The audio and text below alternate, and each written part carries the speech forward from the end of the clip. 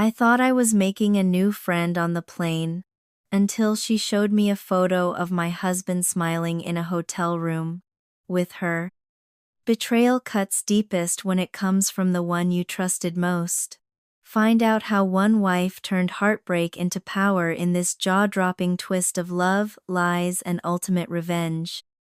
Please like, share, and subscribe to our channel for more weekly stories. My husband, Sam, and I have been married for 4 years now. Our marriage has been a peaceful one, and we've been truly blessed with a beautiful son, Daniel. Everything seemed perfect, just the three of us, enjoying each day as it came. Sam is a kind, loving husband, and the best father to Daniel. But that peace, that comfort, was about to be shattered in a way I never expected. One morning, Sam woke up with an unusual request. As I prepared breakfast, he told me that he wanted me to dress more provocatively, specifically asking me to wear lingerie while we made love. It was the first time he had ever brought something like that up. I was confused, because it never crossed my mind that dressing in that way could turn him on. I thought we shared a deeper connection than that. After thinking it over, I told him I wasn't comfortable with it. I didn't understand why this was suddenly so important to him, but I refused to change myself for something I didn't believe in. 2 weeks later, something happened that made me question everything. Sam, who works as a doctor in a neighboring town, came home late from work on the 14th of February, our 4th wedding anniversary. I had spent the entire day preparing a special celebration for us. I cooked his favorite meals, laid out candles, and waited eagerly for him to come home. But as the hours passed, he was nowhere to be found. When he finally came home late at night, I couldn't hide my disappointment. He had bought cake and flowers, but it wasn't enough to make up for his absence on such an important day. He apologized profusely, and I could see how genuinely sorry he was. Still, I couldn't shake the feeling that something was wrong. He kissed me, apologized again, and then, to my surprise, went straight to our room. I was left standing in the living room, staring at the empty space where we had planned to celebrate, my heart heavy with unanswered questions. Our son, Daniel, was already asleep, and the whole evening felt like a blur. I went to my own room and cried, feeling a deep sadness that I couldn't explain. How had we ended up here? Why was my husband acting so distant? The next morning, I made a decision.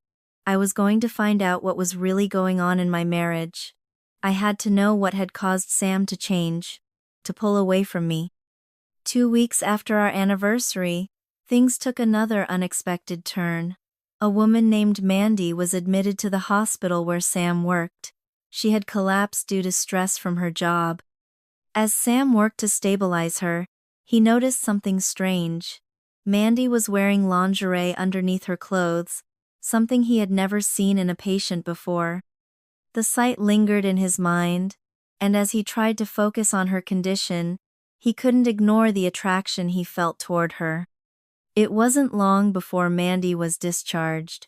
After she left the hospital, Sam and Mandy exchanged numbers. At first, it seemed innocent enough, just a doctor and a patient keeping in touch. But what neither Sam nor Mandy knew was how deep their connection would grow. Mandy never knew that Sam was married. She was drawn to him, not realizing that the man she was speaking to was already committed to someone else. As they started talking more frequently, their conversations became more personal. They found themselves sharing things they had never shared with anyone else. And then, something changed. What started as innocent texting began to blur the lines. 2 weeks later, they were no longer just friends. They had become lovers. 2 months had passed since I first started noticing the changes in Sam, and my suspicions were only growing. He had become distant, and our conversations seemed shallow. He no longer looked at me the way he used to. I couldn't shake the feeling that something wasn't right. Then one day, Sam told me that he would be traveling to Abuja to perform surgery on one of his patients. He explained that it was a serious case, and the patient had been referred to a specialist there. At first, I didn't say anything. I kept my thoughts to myself, but deep down, I was growing more suspicious by the day. I had a gut feeling that something was off, and I wasn't ready to trust him entirely. I decided to play along, pretending everything was fine. "Where exactly will you be working, Sam?" I asked, trying to sound casual. He gave me the name of the hospital and its address. He seemed confident as he spoke, but something in his tone made me uneasy. I didn't want to jump to conclusions, but I knew I had to check for myself. I didn't trust him completely anymore. So, I decided to take matters into my own hands. I immediately started searching online to verify the hospital's details. I found the hospital on the map, confirming that it was real. Everything seemed to match up with what Sam had told me, but I wasn't convinced yet. I needed to know for sure. I booked a flight to Abuja, eager to get to the bottom of this. When I arrived, I went straight to the hospital. I approached some of the staff members and asked them if Sam had been there that day, performing the surgery he claimed to have done. They looked at each other, then shook their heads. "No, we haven't seen Dr. Sam here today," one of the nurses said. My heart sank. The man I had trusted, the man I had shared my life with, had lied to me. I didn't know what to think or how to feel at that moment. I quickly dialed Sam's number. He answered on the first ring, but his voice seemed tense, almost like he was trying to hide something. "Where are you, Sam? How was the surgery?" I asked, trying to keep my voice steady. He hesitated for a moment, and then he lied. "Yes, honey, the surgery went well. I just left the operating room a few minutes ago." I could hear his breath quicken on the other end of the line, and I knew something was wrong. His voice didn't sound genuine. I wanted to confront him right then and there, but I decided to keep my cool. "Well," I said, "I'm actually just around the hospital, and I brought you something. So where exactly are you?" There was a long silence on the other end. I could hear him fumbling, unsure of what to say. Then, his breath hitched as if he had been caught in a lie. He stuttered, yeah, and then his voice went quiet. I pressed on. "Well, Sam, I found out that you weren't even at the hospital. I'm starting to wonder why you would lie to me like this. Anyway, since you're not at the hospital, tell me where you are. I'm coming over there." Before I could say another word, Sam abruptly hung up the phone. My heart raced. I had finally caught him in his lie. But why had he lied to me? Where was he really? My mind raced with 1,000 questions, and I was left standing in the middle of a city I didn't know, wondering how my marriage had reached this point. Back on the flight. I decided to take a flight back home. The decision felt right, even though my mind was still spinning. I needed to return, to face the truth, and to figure out what to do next. On the plane, as I settled into my seat, I noticed a young lady sitting beside me. She was beautiful, confident, and radiated positive energy. As soon as she sat down, she smiled at me and started complimenting me, saying how beautiful my hair was and how she admired my style. Her friendly and lively attitude caught me off guard, but in a good way. We exchanged pleasantries and quickly got talking. Her energy was contagious, and before I knew it, we were deep in conversation. She wasn't shy at all, and I liked that about her.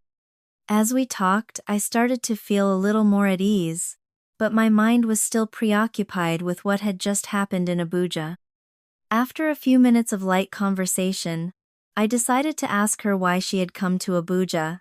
Maybe it would take my mind off the confusion surrounding Sam. "I came to have some fun with my boyfriend, Sam," she said, her eyes lighting up with excitement. I froze. Sam? Could she be talking about my Sam? I tried to keep my composure, but inside, my heart was racing. Sam?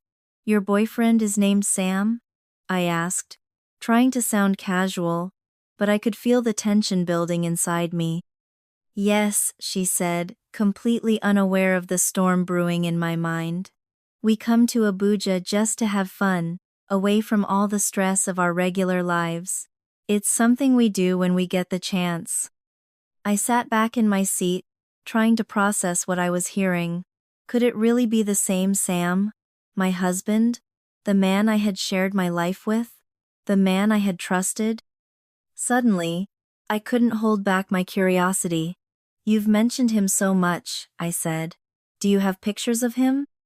Without hesitation, she pulled out her phone and began scrolling. She swiped through a few images before stopping on one that made my heart drop. She handed me the phone, showing me pictures of Sammy's husband smiling in a hotel room, with this young lady by his side. My stomach twisted, and a cold wave of realization hit me. The truth was staring me in the face, and I couldn't deny it anymore. Sam, the man I had loved, had been lying to me all along. I felt like the world was collapsing around me. I couldn't breathe. I couldn't think. How could he do this to me? How could he?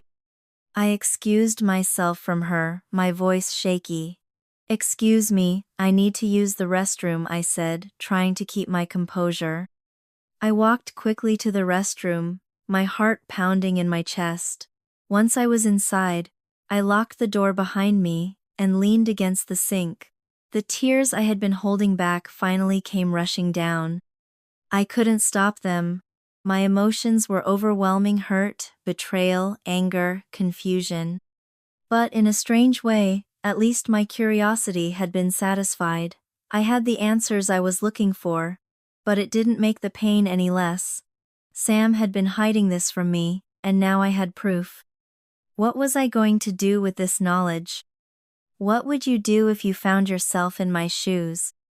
Type pizza in the comments section if you read to this point. So the flight landed safely and we said goodbye to each other. We exchanged contact. In my mind, I was becoming friends with my husband's secret lover. Isn't that funny? I arrived home at exactly 3:45 p.m., my mind still spinning from everything that had happened. The flight had been a blur, and the truth I had uncovered felt heavy in my heart. I needed someone to talk to help me make sense of everything. But when I thought about it, I realized that there was one person I couldn't turn to: me, Mum. She would be too worried about me. I didn't want to add any more stress to her life. Instead, I decided to go to my mum's place to pick up my son, Daniel. His innocent smile always had a way of calming me, even when the world seemed like it was falling apart. We spent some time together, just the two of us, and for a moment, it almost felt normal again, but I couldn't ignore the storm inside me. By 6:00 p.m., Sam came home. The moment he walked through the door, I noticed something was off. His face looked pale, and his hands were trembling slightly.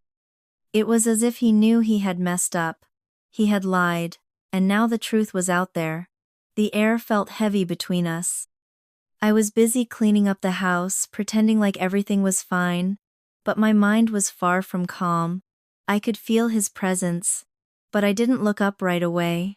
I wanted to see how he would approach me. He knew he had done something wrong, and I could see the guilt in his eyes. Sam took a few slow steps toward me, and then, unexpectedly, he knelt down in front of me. His voice was shaky as he begged me to forgive him. "I'm so sorry, Amara. Please forgive me. I never meant to hurt you. Please believe me," he pleaded, his eyes full of remorse. I took a deep breath and held his hands gently, trying to steady my emotions. "Stand up, Sam," I said softly, my voice steady but my heart heavy. I didn't want to show him how much this was tearing me apart. He stood up, looking relieved for a moment, but little did he know that I had already met Mandy, the woman he was secretly seeing. I had seen the pictures and I knew everything. But for some reason, I didn't say anything. I kept it all inside, unsure of what the next step would be. I had learned the truth, but the truth wasn't always something you could just confront head-on. After several minutes of apologies and pleading, I finally said, "I forgive you, Sam, but things need to change. You can't keep lying to me." It wasn't easy, but I knew I needed to say those words. He looked up at me, tears in his eyes, clearly relieved. "Thank you, Amara, thank you so much. I promise I'll never do this again," he said, his voice shaky but sincere.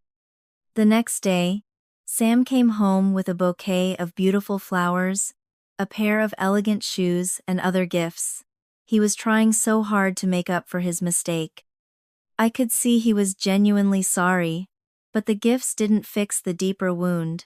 I took the flowers from him, smiled faintly, and thanked him, but inside, I was still processing everything. I didn't know how to move forward, and I didn't know if I could ever fully trust him again. But for the moment, I kept my composure. The pain of betrayal was still fresh, and I wasn't sure where this would lead, but I had forgiven him at least. I thought I had for the sake of our family. A month had passed since Sam apologized, and I had been keeping a close watch on him, trying to figure out whether he was truly committed to changing or if his apologies were just empty words. I wanted to believe him, but my suspicions never fully went away. Every time he left the house, I found myself wondering, is he still seeing Mandy? Is he really telling me the truth? It became clear that Sam had not stopped seeing Mandy. He continued to visit her, making excuses to be out late or to work longer hours. I noticed the same lies slipping from his lips, just like before. I began to question myself, wondering what it was that Mandy had that I wasn't offering him. Was it something physical, emotional, or maybe something I hadn't even thought of? At that moment, I felt completely lost. My mind was swirling with questions, doubts, and confusion. Then, one afternoon, my phone buzzed. It was a message from Mandy. She had written, "Serah, please can you come to my place this weekend? It feels so lonely here." My heart sank. How naive could she be? Did she really not know what was going on? Did she even realize she was involved with a married man, with my husband? I agreed to go and see her, though I wasn't sure what I was hoping to accomplish. I had to see her for myself, to understand why Sam was drawn to her, even though I had been nothing but a loving wife. When I arrived at her apartment, Mandy greeted me with a huge smile, her face lighting up with excitement. "I'm so happy you could make it, Serah," she said, and she immediately handed me a warm cup of coffee, making me feel strangely welcome. Despite everything, Mandy was so innocent, so full of life, and she was already deeply in love with my husband. I could see it in her eyes, in the way she spoke about him. She couldn't go an hour without mentioning Sam's name, and each time she did, I felt a pang in my heart. It hurt to listen to her talk about him as if he were hers, not mine. We spent a few hours chatting and catching up, and after a while, Mandy went to the kitchen to prepare noodles for us. As I sat in the living room, my eyes wandered around, and that's when I saw Id in the wall. Hanging proudly was a portrait of my husband, Sam. It was the same one I had asked him about months ago, the one he told me he was taking to his office, but now, it was hanging in her home, not his office. It was as if the world had stopped spinning for a moment. My husband had lied to me again. The portrait I had been curious about was in Mandy's apartment, the place where they spent time together, away from me. The realization hit me like a ton of bricks. All those 2 weeks of unexplained absences, all the lies, he was spending those moments in the arms of another woman. I felt dizzy and nauseous. The truth was right in front of me, and it hurt more than I could ever explain. My husband was in love with someone else, and all the promises he made to me meant nothing. I couldn't hold back the tears any longer. My emotions were overwhelming. I wanted to scream, to shout, but I just sat there in silence, feeling completely defeated. At that point, I didn't know if I could handle this anymore. The betrayal was unbearable, and yet I was trapped in my own confusion. I didn't know if I could trust Sam again, or if I should just walk away. I couldn't make sense of anything. All I knew was that I was lost in a storm of heartbreak and confusion, and I wasn't sure where it would take me next. Months had passed since I learned the painful truth, and I thought I was ready to move on. But then, one day, I received a call that completely shattered what little peace I had left. It was Mandy. "Serah, I have some exciting news," she said, her voice filled with joy. "Sam proposed to me. We're getting married in a few months." My heart dropped. I couldn't believe what I was hearing. Sam, the man I had trusted, the man I had loved for years, was planning to marry her. He was leaving me behind, and worse, he was doing it without a second thought. I tried to hold myself together, but I could feel the anger building up inside me. To make matters worse, Mandy asked, "Serah, I want you to be my maid of honor. You've become like a best friend to me, and it wouldn't feel right without you by my side." At first I thought I had heard her wrong. How could she even ask me that, knowing what was going on? I told her I was married and couldn't possibly be her maid of honor. But Mandy didn't take no for an answer. She kept insisting, pushing me to say yes. In a moment of confusion, I agreed. What was I even doing? Why was I going along with this madness? I felt like I was stuck in a nightmare, not knowing how to get out. This couldn't be real. How could Sam, my husband, be this cruel? How could he just throw away everything we had built together? As the wedding day approached, the weight of it all felt heavier. Mandy called again to tell me that the date had been set 14th of February, the same day as our wedding anniversary. I was furious. How could Sam do this to me, of all days? How dare he betray me like this? Just then, my phone buzzed again. It was Mandy. She sounded so happy, so innocent in her excitement. "Hey, sweetheart," she said. "I'm here with Sam. I told him I won't accept him until you approve our marriage. Can you speak to him?" My head was spinning. I didn't know what to do. How could I possibly approve of this? But at the same time, I didn't want to break down on the phone. I had to pretend I was fine, that I could handle it, even though everything inside me was screaming. With a deep breath, I picked up the call. I changed my tone to sound calm, even though my heart was breaking. Sam, my husband, was planning to marry another woman on our wedding anniversary. It felt like the ultimate betrayal. The wedding day finally arrived, and I was with Mandy in her dressing room, watching her prepare for what she believed was the happiest day of her life. I still hadn't told her the truth. I was conflicted. How would she feel knowing that Sam was already married to me? How could I break this news to her? Mandy was already in her wedding gown, the smile on her face so genuine, so full of joy. She was about to marry the man she loved, but she was also about to marry the man who had broken my heart. I knew I had to tell her. I couldn't keep this secret any longer. "Mandy," I began, my voice shaking. "I'm sorry, but you can't marry this man." She laughed, thinking I was joking. "What are you talking about, Serah? You can't be serious." I didn't laugh. I couldn't. I took a deep breath and pulled out our wedding card, the one Sam and I had exchanged on our wedding day. Then I showed her a picture of our son Daniel, the child Sam had promised to care for, the child she had no idea existed.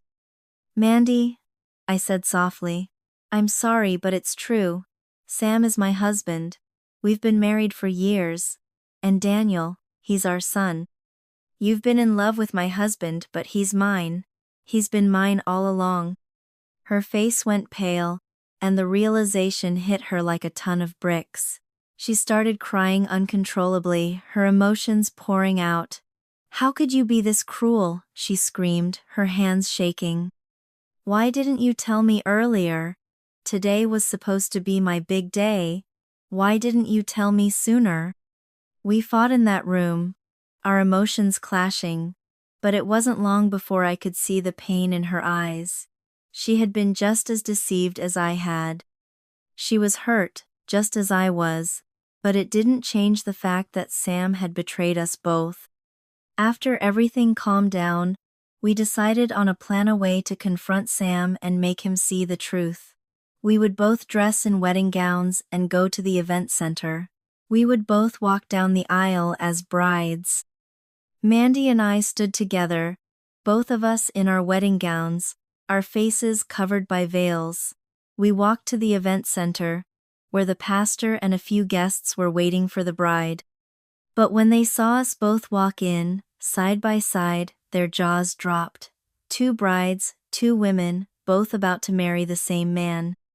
As soon as the cake designer arrived with the cake, the pastor was confused. He asked Sam, "Who among them do you want to marry?" Just then, Serah and Mandy took off their veils. Sam saw his wife Serah and was completely shocked. He couldn't believe his eyes. Before he could react, Serah grabbed some of the cake batter and splashed it all over his face. Realizing that Serah and Mandy were working together, Sam immediately ran out of the room, desperate to escape. As he reached the main road, Serah's friend Cassie blocked him with her car. She cleverly convinced him to get in, and without thinking, Sam did. She drove him straight to his home. Once there, Cassie tied Sam up. Soon Serah and Mandy arrived. They confronted him, and Serah didn't show any mercy. After being punished, Sam had no choice but to beg for forgiveness. Serah forgave him, but their marriage ended there. They all decided to part ways. Surprisingly, Mandy, who had once been the other woman, became a true friend to Serah's sister. In fact. The end.